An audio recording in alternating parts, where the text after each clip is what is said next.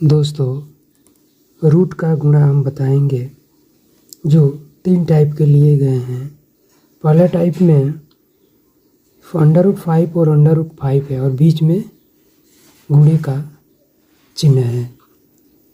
तो क्या करते हैं, देखते हैं कि पहले रूट में भी संख्या सेम है और दूसरे रूट में भी संख्या सेम है, तो दोनों का रूट हट जाता है और केवल संख्या 5 बचती है।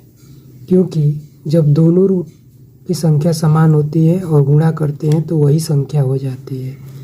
जैसे देखते हैं, इन दोनों संख्याओं को एक साथ लिखते हैं 5 × 5, और ये अलग अलग रूट है तो एक में लेते हैं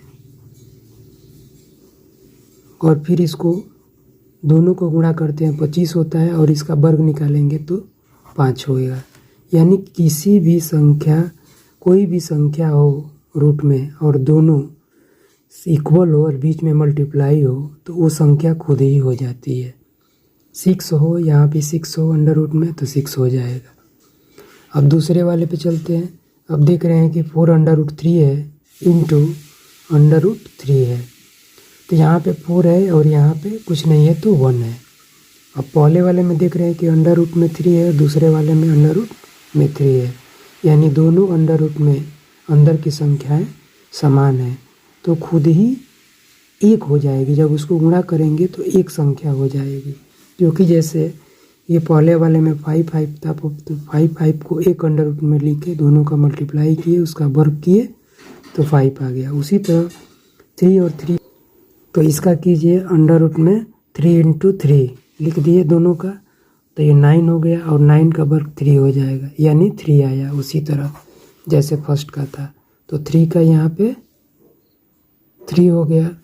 और ये बाहर का है, बाहर का ये 4 है फर्स्ट वाले में, दूसरे वाले में कुछ नहीं है तो 1 है, यानी 4 × 1 यानी 4, तो 4 × 3 = 12 यानी 12 आया। इसका कहने का मतलब कि अगर अंडर रूट में संख्याएं समान हो और गुणा हो तो संख्याएं खुद ही हो जाती है जितनी रहेगी, और बाहर जितनी संख्याएं रहती है उसका मल्टीप्लाई करके लिख देते हैं और फिर दोनों का मल्टीप्लाई करके वो खुद ही संख्या हो जाती है, उसका आंसर।